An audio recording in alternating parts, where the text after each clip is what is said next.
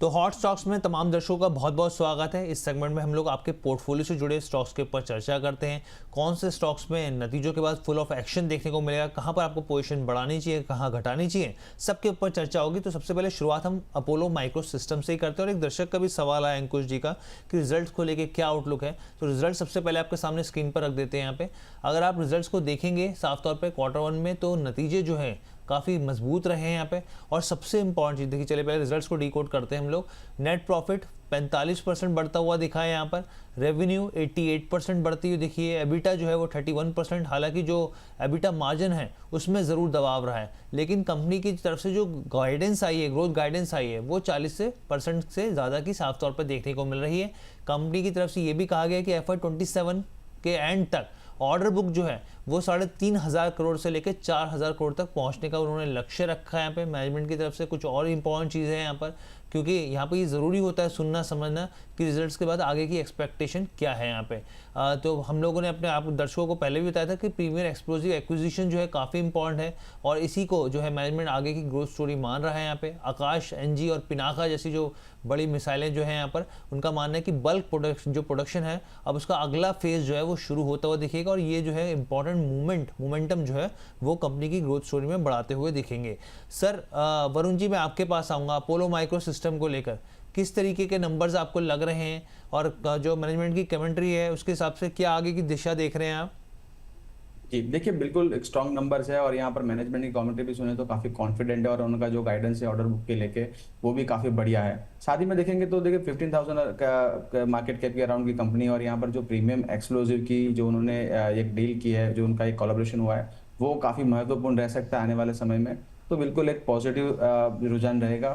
थोड़ा सा स्टॉक यहाँ पर अगर आप पीई लेवल पे देखेंगे तो महंगा लग रहा है, बट जो जिस तरह का ऑर्डर बुक है और जिस तरह का ग्रोथ कंपनी डिलीवर कर रही है, आई थिंक वो धीरे धीरे प्राइस इन होना शुरू हो जाएगा। अब टेक्निकल बात करें तो देखिए 375 380 के जोन में काफ़ी बार सपोर्ट लिया है। अगर हम स्पेसिफिक बात करें तो करीबन 11 जून, फिर आप देखेंगे 25 जून और फिर यहाँ पर 29 जुलाई, तो करीबन 3-4 बार इसी जोन में सपोर्ट लिया है। तो आई वुड के पास स्टॉप लॉस अराउंड 370 के स्टॉप लॉस के साथ अगर आपके पास पोजीशन है तो बिल्कुल होल्ड करके बने रहिए। ऊपर की तरफ यहाँ पर 408 410 के जोन अगर निकालता है स्टॉक तो अपना ऑल टाइम हाई करीबन 475 480 का जोन है, वहां पर फिर से स्टॉक जा सकता है। तो बिल्कुल यहाँ पर बने रहना है। 375 370 का आपके रिस्क रिवॉर्ड के हिसाब से स्टॉप लॉस मेंटेन करिए। अगर स्टॉप लॉस हो जाता है तो स्टॉक करीबन 430 435 के जोन में जाएगा, वहां पर भी काफी अच्छी एक माफ कीजिए 335 के जोन में जाएगा, वहां पर भी काफी अच्छी अपॉर्चुनिटी है, वहां पर भी एक्यूमुलेट कर सकते हैं। ओवरऑल हमारा जो bullish outlook Apollo micro system पर है। चलिए, तो अपोलो माइक्रो सिस्टम को लेकर जो है सर की तरफ से राय निकल कर आ गई है। सर मिड टर्म में वैसे कहाँ तक लेवल्स देख रहे हैं आप इसके स्टॉक को लेकर? देखिए 500 तक के मुझे लेवल दिख रहे हैं अर्शी। अगर 375 370 के अगर जोन यहाँ पर संभाल लेता है स्टॉक तो करीबन 500 तक के लेवल आ सकते हैं 3 to 6 मंथ्स में। चलिए ठीक है, अब हम लोग बात करते हैं टाइटन के रिजल्ट्स की। टाइटन के रिजल्ट्स के हम लोग इंतज़ार भी कर रहे थे, रिजल्ट्स जो हैं काफ़ी अच्छे रहे हैं यहाँ पर। अगर आप देखेंगे तो रेवेन्यू ग्रोथ काफ़ी मजबूत रही है और ख़ासतौर पर जो एबिट मार्जिन है यहाँ पर अगर आप देखेंगे यहाँ पर तो वो भी बहुत शानदार रहा है। आपके सामने 65% मुनाफा बढ़ता हुआ दिखा है, कमाई 24% बढ़ती हुई देखिए, कामकाजी मुनाफा 57% बढ़ता हुआ दिखा है और अगर आप मार्जिन देखेंगे 300 बेसिस पॉइंट का सुधार हुआ है यहाँ पे साफ तौर पे। अच्छा, डोमेस्टिक ज्वेलरी जो बिजनेस है यहाँ पे रेवेन्यू में भी बहुत अच्छा से जंप आता हुआ दिखा है और खासतौर पे जो कस्टमर एक्विजिशंस हुए हैं, मार्केट शेयर हुए हैं, वो भी बढ़ते हुए दिखे हैं यहाँ पे। अब मैनेजमेंट को मानना है कि भाई FY27 के अगर आप ओवरऑल देखेंगे उठा के तो 19% की ग्रोथ की उम्मीद वो मान के चल रहे हैं यहाँ पे। अब गौरव जी, एक सवाल मेरा आपसे यहाँ पे ये रहेगा, मैं यहाँ पे 12 मंथ्स ट्रेलिंग देख रहा था यहाँ पे, तो काफ़ी स्टॉक जो है थोड़ा महंगा दिख रहा है यहाँ पर। पहली चीज़, क्या ये सही मायनों में महंगा हो गया या फिर जिस हिसाब से नंबर्स आए हैं तो वो इसको यहाँ पे जस्टिफाई करते हैं? क्योंकि हम लोगों ने देखा कि अपने ऑल टाइम हाई के आसपास ही चल रहा है स्टॉक। देखिए हर्ष जी, मेरा मानना बिल्कुल ये नहीं है कि स्टॉक अभी महंगा हुआ है। कोई स्टॉक महंगा या सस्ता नहीं होता है। आप अगर मैं एग्जांपल देना चाहूंगा तो मैं इन्फोसिस का देना चाहूंगा। इन्फोसिस का अगर आपको याद होगा 2000 के आसपास स्टॉक ट्रेड कर रहा था एंड सारे ही लोग उस पर बुलिश राय रख रहे थे, जबकि उसमें 2000 के आसपास अपने एंट्री भी ले ली। लार्ज कैप स्टॉक था, बहुत ही लोगों को लग रहा था कि इसमें पैसा सेफ है, इसमें बिल्कुल भी करेक्शन नहीं आएगा। अच्छे खासे वैल्यू में वहां पर रिटर्न मिल सकते थे, लेकिन अभी अगर आप स्टॉक देखेंगे तो 1100-1200 के आसपास फिलहाल कामकाज करता हुआ पिछले 2-3 महीनों से नजर आता है। तो स्टॉक नीचे आ चुका है, लेकिन अगर आप टाइटन की बात करें तो मुझे लगता है कि टेक्निकल चार्ट्स पर अभी भी स्टॉक बेहद ही शानदार मुझे नजर आता है। हायर हाई हायर लो के फॉर्मेशन कंटिन्यू स्टॉक बनाए हुए है। 20 EMA का स्ट्रॉन्ग सपोर्ट जोन बार बार रिटेस्ट करके स्टॉक ऊपर जाता हुआ मुझे नजर आता है। तो अभी फिलहाल बिल्कुल भी महंगा नहीं है। रिजल्ट की आप बात करेंगे, रिजल्ट बेहद ही शानदार नजर आए हुए थे।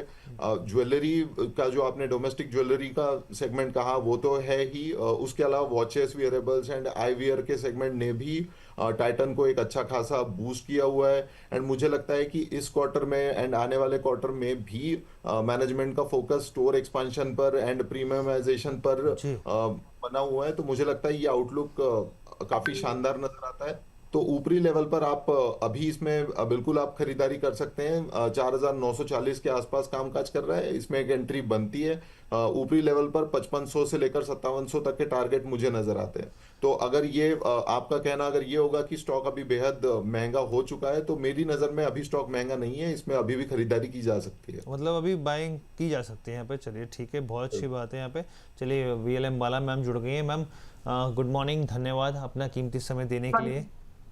Good morning Harshi, good morning to all viewers और सभी दर्शकों। मैम मैं आपसे मार्केट पर व्यू लूंगा, उससे पहले एक जो कुछ स्टॉक्स हॉट स्टॉक्स के ऊपर हम लोग चर्चा कर रहे हैं मैम, तो एक बार हम लोग जो है उनके रिजल्ट्स के ऊपर चर्चा कर लेते हैं। अनंत राज के ऊपर जो नतीजे आए हैं मैं समझना चाहूँगा आपसे, क्योंकि अगर आप हम लोग रिजल्ट्स को देखें तो प्रॉफिटेबिलिटी में 19% का जंप है यहाँ पे, रेवेन्यू 17% बढ़ता हुआ दिखा है, एबिटा मार्जिन में 22% का जंप है। एबिटा मार्जिन अगर आप देखेंगे तो 330 पॉइंट का जो है यहाँ पे साफ तौर पे जंप दिख रहा है। डाटा सेंटर AI बिजनेस पर जो है हम लोगों ने पहले भी बताया, क्योंकि दो हिस्सों में इनका बिजनेस है, एक रियल एस्टेट और डाटा सेंटर में। यहाँ पर कंपनी जो है सिंगापुर में अनंतराज जो क्लाउड सिंगापुर है वहाँ पर वो उस नाम से अपनी होली ओन सब्सिडरी जो है कंपनी ने बनाई है यहाँ पर। और हम सब जानते हैं कि कंपनी ने अभी हाल ही में कहा था कि हम लोग लिस्टिंग करते हुए देखेंगे, और ख़ासतौर पे जो रोमानको प्रोजेक्ट्स हैं यहाँ पर उसमें कंपनी ने जो बची हुई 25% हिस्सेदारी थी वो भी खरीदी थी यहाँ पर। तो बहुत सारे ट्रिगर्स हैं मैम। अनंतराज में आपका क्या मानना है यहाँ पर, और जिस तरीके से लगातार फिल्टर होकर खबरें निकल के आ रही हैं कंपनी को लेकर, किस तरीके का आपका आगे के हिसाब से अगर एक मिड टर्म का नजरिया लेके चला जाए तो क्या आपके टारगेट्स रहेंगे यहाँ पर?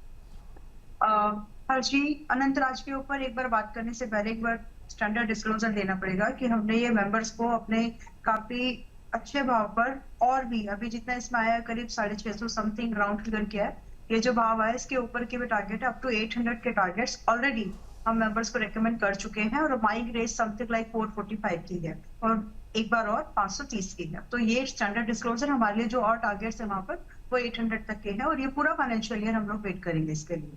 सो आफ्टर दिस देखिए, जब रियल एस्टेट सेगमेंट की बात आती है तो हमको इसको रेवेन्यू, जब ये कंपनी किस तरह से अपने रेवेन्यू को अर्न कर रही है, पिछले एक एक करके चलते हैं। रियल एस्टेट सेगमेंट जो कि मिक्स है अभी डेटा सेंटर के लिए इंफ्रास्ट्रक्चर के साथ में, मतलब real estate mix to this particular industry, तो वो 92% का है, और अच्छा खासा मतलब डाइवर्सिफिकेशन तो है।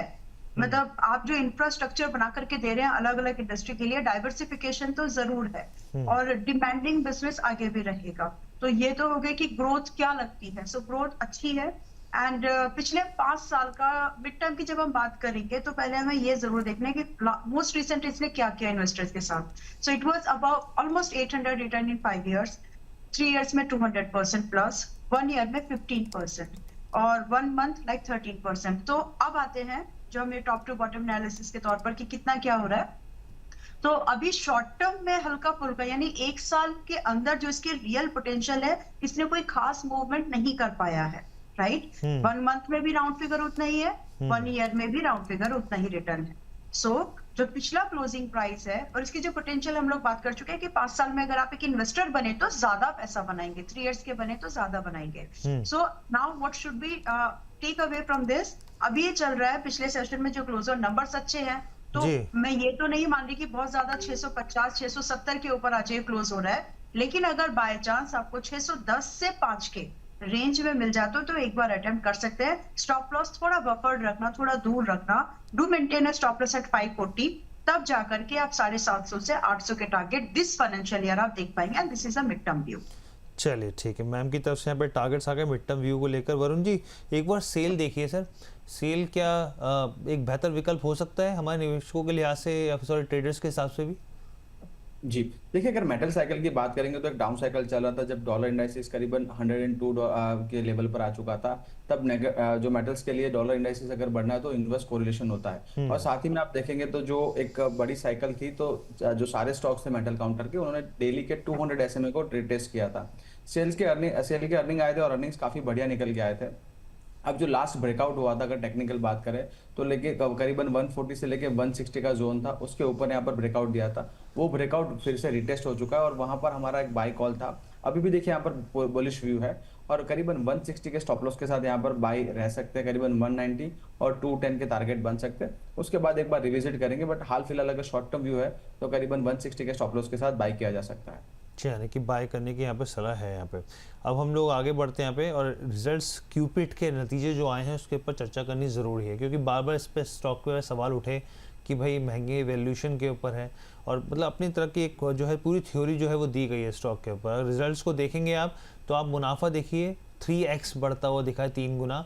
रेवेन्यू में बहुत ही अच्छा खासा जो है डबल होते हुए दिखे, मार्जिन्स भी काफ़ी बेहतर होते हुए दिखे, और ख़ासतौर पे जो इंटरनेशनल बिजनेस है, B2B जो हेल्थ केयर बिजनेस है, उसमें बहुत डिमांड जो है काफ़ी मजबूत रही है यहाँ पे।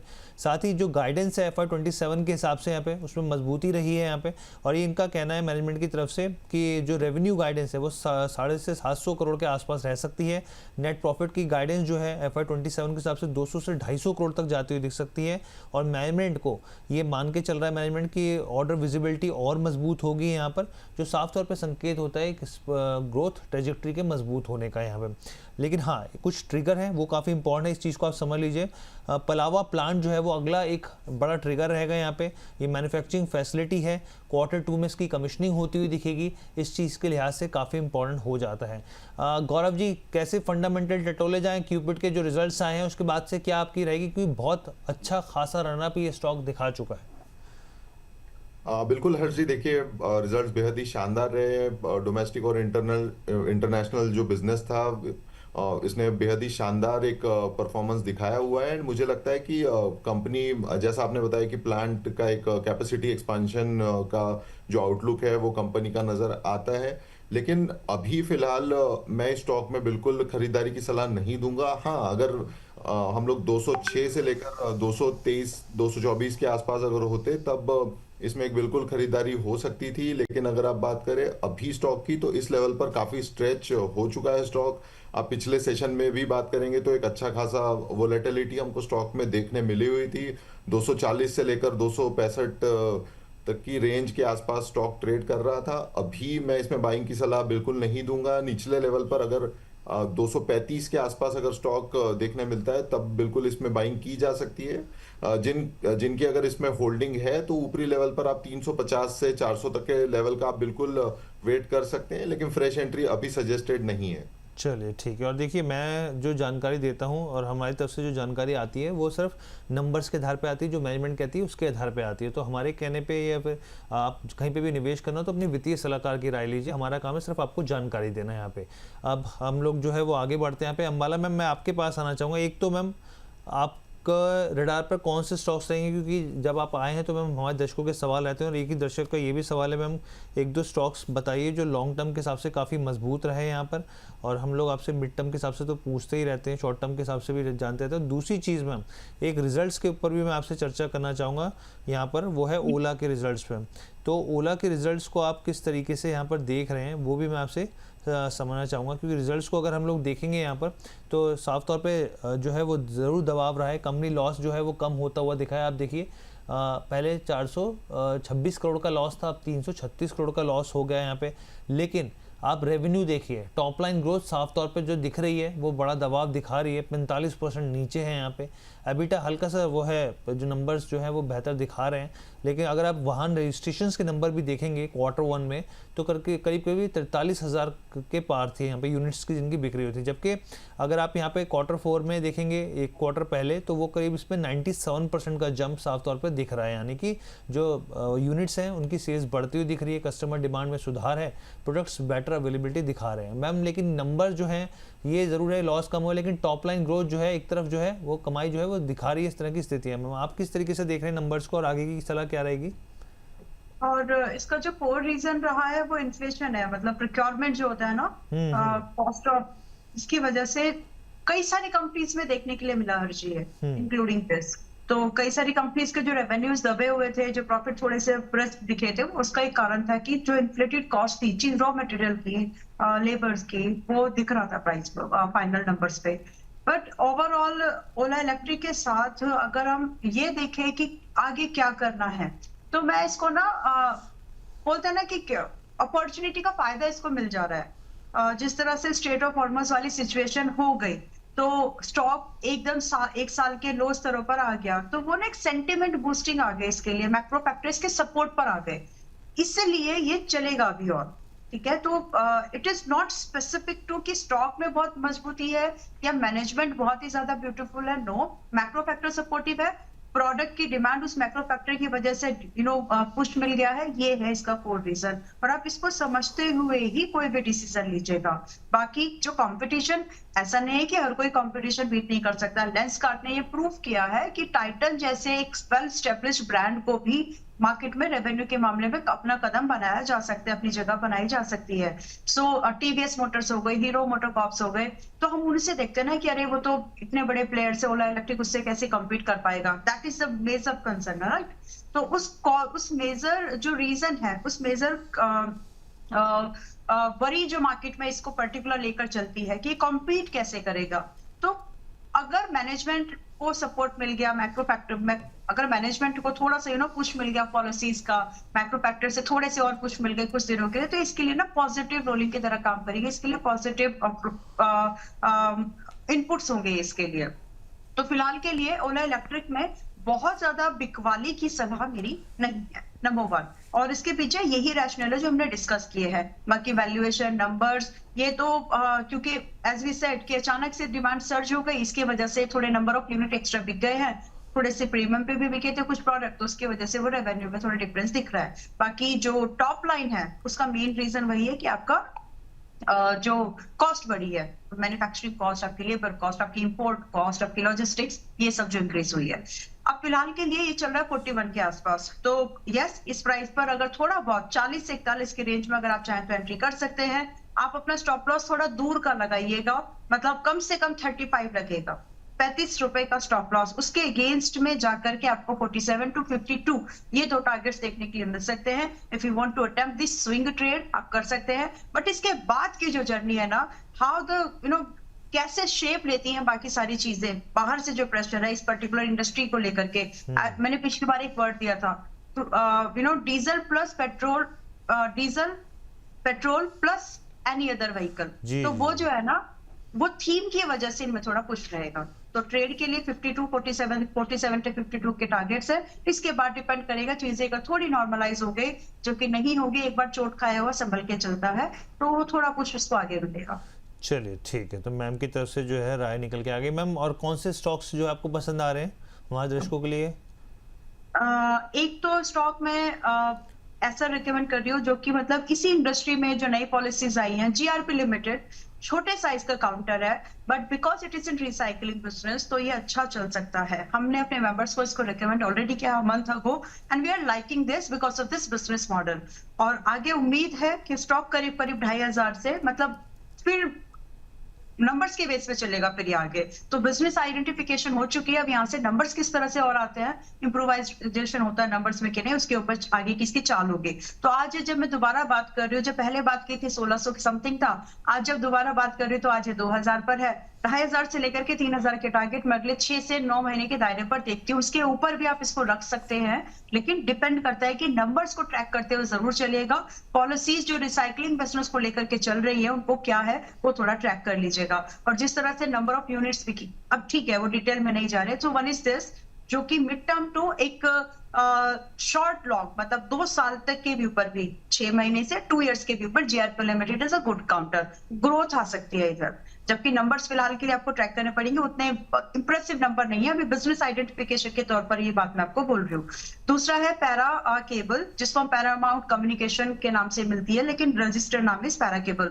इसको देखेंगे तो आज की इंट्राडे के हिसाब से जो पिछले सेशन में क्लोज हुआ था, it was 68.92, close to 68 to 90 69, इस रेंज में आज हम बाइंग ले सकते हैं विद अ टारगेट एक्सपेक्टेशन कि हमें पहला टारगेट यहाँ पर 78 दिखे, दूसरा टारगेट करीब करीब 85 दिखे, और ये इस मंथ का व्यू है।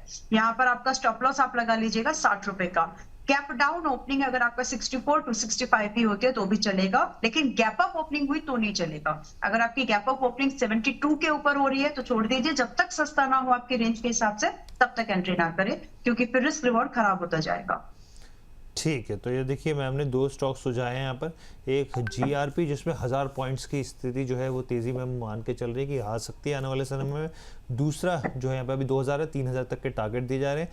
और दूसरा जो स्टॉक है वो पैरामाउंट कम्युनिकेशन है, और वहाँ पे जो है 85 तक के टारगेट्स में हम देख रहे हैं। तो ये हम लोगों ने आपके सामने रख दिया। अब हम लोग चलते हैं यहाँ पे गौरव जी, आपके पास मैं आना चाहूँगा। यहाँ पे आपके रडार पे कौन से कैश मार्केट में स्टॉक्स रहेंगे सर? बिल्कुल हर्ष जी, देखिए इंडस्ट्रियल गैस डिमांड जो इंक्रीज हो रही है उसको मद्देनजर देखते हुए मेरी नज़र में जो स्टॉक है उसका नाम है एलन बेरी गैस लिमिटेड। इसका कोड भी मैं बता देता हूँ, ELLEN। इसमें मुझे लगता है एक स्ट्रॉन्ग ब्रेकआउट की संभावना है। हाल फिलहाल 292 के आसपास कामकाज कर रहा है। यहाँ पर एक फ्रेश एंट्री बिल्कुल बनाई जा सकती है। ऊपरी लेवल पर 300 के ऊपर एक और ब्रेकआउट देखने मिल सकता है। अगर ये ब्रेकआउट आता है, सस्टेन करता है, तो 320 से लेकर 335 तक के लेवल देखने मिलेंगे। तो 292 के आसपास एक बाइंग की सलाह होगी। 320 का पहला टारगेट होगा, दूसरा टारगेट होगा 335 का, निचले लेवल पर 280 का स्टॉप लॉस इसमें मेंटेन करके चल सकते हैं। एंड ये मेरा जो व्यू है ये 2 से 3 महीने के लिए है। एंड दूसरा जो मेरा पिक होगा वो होगा ट्रैवल फूड पर भी एक डेली चार्ट पर ब्रेकआउट देखने को मिला हुआ था 1428 के आसपास। अभी हाल फिलहाल कामकाज कर रहा है। मुझे लगता है 2420 से लेकर 2425 तक के लेवल पर इसमें एंट्री की जा सकती है। ऊपरी लेवल पर 1550 से लेकर 1600 तक के टारगेट इसमें आप मेंटेन करके चल सकते हैं। निचली लेवल पर 1378 का एक स्टॉप लॉस आप इसमें मेंटेन करके चले। चलिए देखिए, ट्रैवल फूड और एलन बेरी इंडस्ट्रियल जो है वो 2 स्टॉक्स जो है सर की तरफ से यहाँ पर आपके लिए सुझाए गए हैं यहाँ पे। अब हम लोग वरुण जी के पास चलते हैं। वरुण जी, आप कहाँ देख रहे हैं सर, कहाँ पर फोकस करना चाहिए?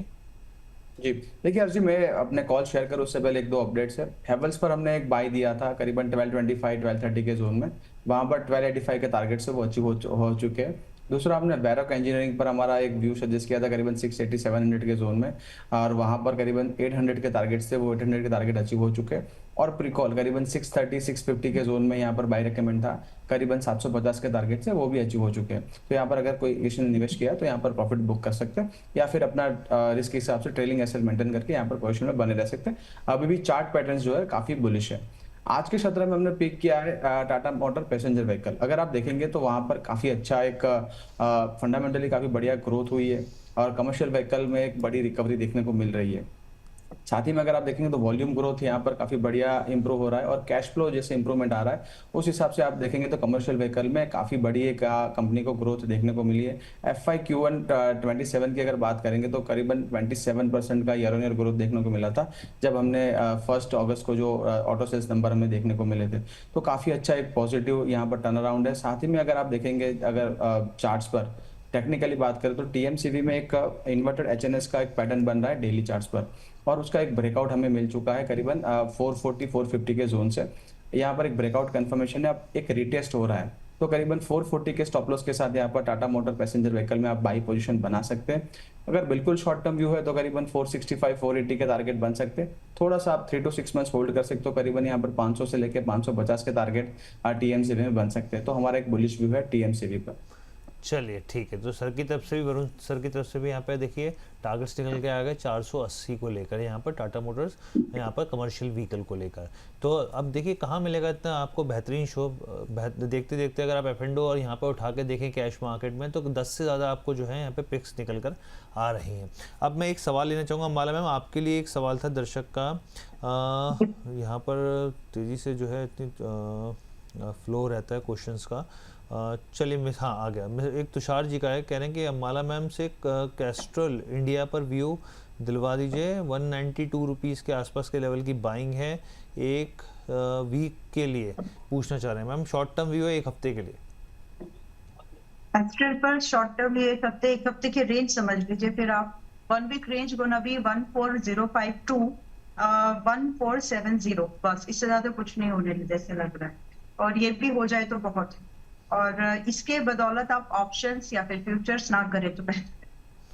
ठीक, तो अब हम लोग आगे बढ़ते हैं। एक आज़ाद इंजीनियरिंग के रिजल्ट्स के ऊपर भी बात कर लेते हैं। इसके भी रिजल्ट्स आए हैं यहाँ पे, और इसके रिजल्ट्स को अगर आप देखेंगे तो एक ग्रोथ जो है वो ठीक ठाक रही है। यहाँ पे मार्जिन्स में सुधार देखने को मिला है, और प्रॉफिटेबिलिटी जो है यहाँ पे डबल डिजिट ग्रोथ में दिख रही है। मैनेजमेंट की तरफ से यहाँ पर Q3 और Q4 से जो है ग्रोथ के एक्सेलरेशन की उम्मीद जो है वो जताई जा रही है यहाँ पे। और यहाँ पर कंपनी की तरफ से भारत का पहला इंडिजीनियस एक्सपेंडेबल जो टर्बोजेट इंजन जो था वो डिलीवर किया गया था, यहाँ पे खबरों में बना हुआ था, तो उस तब से स्टॉक आज़ाद इंजीनियरिंग को लेके गौरव जी किस तरीके से देख रहे हैं आप नंबर्स को और आगे की चाल के हिसाब से?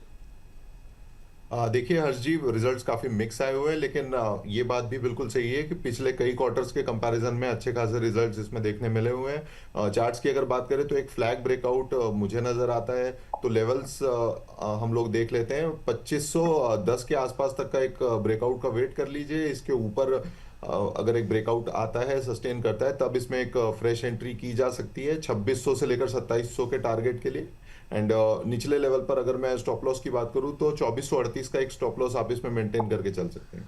चलिए ठीक है, आगे बढ़ते हैं। क्वालिटी पावर इलेक्ट्रिकल इक्विपमेंट्स की बात कर लेते हैं यहाँ पे। इसके भी रिजल्ट्स आए हैं यहाँ पर, और अगर आप इसके रिजल्ट्स को देखेंगे यहाँ पर तो ग्रोथ जो है यहाँ पर ठीक ठाक रही है। यहाँ पे मार्जिन्स काफ़ी बेहतर रहे हैं, और आप ये देखिए आपके सामने यहाँ पे एडजस्टेड नेट प्रॉफिट 47%, रेवेन्यू 32%, यहाँ पर एबिटा जो एडजस्टेड है यहाँ पे 50% यहाँ पर, और मार्जिन्स में भी देखिए 330 बेसिस पॉइंट के यहाँ पे बढ़त बनती हुई दिखी है। ऑर्डर बुक जो है अगर आप देखेंगे तो करीब 1945 करोड़ के आसपास की है, जो मजबूत स्थिति दिखाती है। सांगली एक्सपेंशन और डाटा सेंटर से जुड़े जो ऑर्डर्स हैं वहाँ से जो है वो सपोर्ट मिलता हुआ दिख रहा है। वरुण जी, क्वालिटी पावर में क्वालिटी है अभी, और निवेशकों को और ज़्यादा क्वालिटी के लिए निवेश करना चाहिए यहाँ पर? जी बिल्कुल, देखिए क्वालिटी पावर के नंबर्स तो काफी बेहतरीन है, और आपने जिस तरीके से समअप किया है काफी अच्छे नंबर्स दिख रहे हैं यहाँ पर। टेक्निकली आप देखेंगे तो थोड़ा सा चार्ट एक आप देखेंगे तो एक रेंज बाउंड में है, तो यहाँ पर अगर स्टॉक अपना जो लेवल है करीबन 1250 के ऊपर अगर निकालने में सफल रहता है, तब यहाँ पर एक ब्रेकआउट बन सकता है। एक स्लोपिंग जो चैनल है उसके अंदर ट्रेड कर रहा है, और जो सपोर्ट जोन है करीबन 1050 के अराउंड है। अगर 1050 के नीचे स्टॉक फिसलता है तो यहाँ पर करीबन 988 के लेवल बन सकते हैं। देखिए अजय, यहाँ पर अगर पावर सेगमेंट या इक्विपमेंट की बात करें तो यहाँ पर सेक्टर थोड़ा सा आउट ऑफ फ्लेवर है, यहाँ पर टेलविंड नहीं है, तो काफी सारे पावर स्टॉक्स में आप देखेंगे तो यहाँ पर एक कंसोलिडेशन जोन चल रहा है। बट ओवरऑल अगर आप थीम पर बात करेंगे तो एक बुलिश थीम है, और यहाँ पर जो नंबर निकल के आए यहाँ पर एक आपको सरप्राइज कर सकता है मार्केट। करीबन 1250-1300 के टारगेट यहाँ पर बन सकते हैं। अगर आपके पास ऑलरेडी है तो स्टॉप लॉस आप करीबन 1070 का मेंटेन कर सकते हैं। ठीक, तो सर की तरफ से यहाँ पे सलाह निकल के आ रही है। एक अम्बाला मैम, हम लोग लगातार आपसे चर्चा करते रहते हैं यहाँ पे E2E को लेकर, तो एक दर्शक का भी सवाल आया है यहाँ पे, कह रहे हैं कि मैम बहुत लॉन्ग टर्म 5 साल का नज़रिया लेके चल रहे हैं, पूछें कि E2E आपको कैसा लग रहा है 5 साल के लिए? 5 साल में कम से कम 50 से 60% का CAGR बना सकता है। तो 5 साल के नजरिए पर, क्योंकि ग्रोथ जो होगी छोटी कंपनीज में और जब वो इमर्जिंग बिजनेसेस में होते हैं इंडस्ट्री वाइज, तो अच्छी ग्रोथ की एक्सपेक्टेशन वहां पर रहती है। So you are very clear कि आपको 5 साल होल्ड करना है, तो फिर कोई प्रॉब्लम नहीं लगती, मतलब कोई प्रॉब्लम नहीं लगती। आज ये कंपनी जब बात कर रहे हैं तो 10 अगस्त को 11,800 करोड़ की है एज ऑन डेट, मतलब 5 साल के बाद में ये अच्छी अपसाइड मूवमेंट, मतलब ये लार्ज कैप की तरफ मूव होगी, कम से कम अच्छे मिड कैप के upper layer of mid cap तो चली ही जाएगी। सो फिलहाल के लिए बिल्कुल 5 साल के नजरिए पर कोई लुक बैक नहीं है, बिल्कुल होल्ड कर लीजिए। ठीक है, तो यहाँ पर जो है वो सलाह निकल कर रही है। एक मैम अम्बाला जी से ही सवाल, मतलब मानस जी का ही सवाल है आपसे मैम, TVS इलेक्ट्रॉनिक्स के ऊपर क्या व्यू है यहाँ पर, और रिजल्ट्स कैसे रहे हैं यहाँ पर, ये भी बता दीजिए। तो देखिए TVS इलेक्ट्रॉनिक्स के रिजल्ट्स देखें तो लॉस जो है वो और वाइडन होता हुआ दिखा है, बढ़ता दिखा है यहाँ पर, अगर आप नतीजों को देखेंगे यहाँ पर। इसके अलावा रेवेन्यू में भी बहुत कुछ खास रहा नहीं है यहाँ पर। जो नंबर्स हैं वो साफ तौर पे बहुत कुछ दिखा नहीं रहे, हालांकि अमाला मैम बताएंगे। मैम क्या नज़रिया है आपका? प्राइस ट्रेड करना है तो बात कर सकते हैं। अगर सिर्फ आपको अभी इस समय इन्वेस्टमेंट के लिए थोड़ा सोच रहे हो तो एक और क्वार्टर की क्लैरिटी चाहिए, क्योंकि जिस तरह से नंबर्स, रेवेन्यू जो आ रहा है, इसका revenue, it is a backward integrated company, मतलब फॉर इन द ग्रुप वाला जो है ना, तो वैसा है। लेकिन ग्रुप में जब ऑलरेडी चीजें डिमांड में आ रही है तो एक और नंबर देख लो। बट फिलहाल के लिए टेक्निकल चार्ट ना एक छोटा सा, जैसे होता है ना एक पैटर्न बनता है 200 दिन के और सारे मूविंग एवरेज के ऊपर आप रहते हैं, तो उसके नीचे एक स्टॉप लॉस लगा करके एक छोटा सा स्विंग ट्रेड तो आप प्ले कर ही सकते हैं। So that is there. अगर आप चाहें तो इसको 502, 495, मतलब 5022 495, इस रेंज में पिछला क्लोजिंग प्राइस 506 का था। दैट मीन्स थोड़ा सा बार्गेन करो 1-2% का, और उसके साथ आप अपने स्टॉप लॉस लगा लीजिएगा 445 का, 445 टारगेट स्टार्ट होंगे आपके।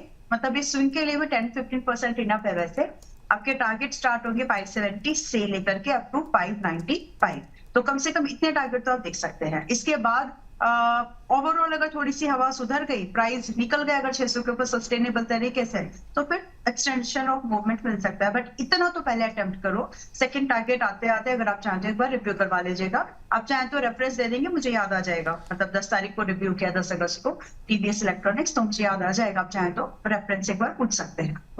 ठीक है, तो चलिए अब हम लोग इस सेगमेंट का जो है हॉट स्टॉक्स का, इस सेगमेंट को यहीं समाप्त करते हैं। लेकिन तमाम दर्शक 9:30 तक बने रहिए, क्योंकि बहुत सारी चीज़ें इसके ऊपर चर्चा करते हैं। लेकिन फिलहाल के लिए हॉट स्टॉक्स को, इस सेगमेंट को यहीं पे समाप्त करते हैं।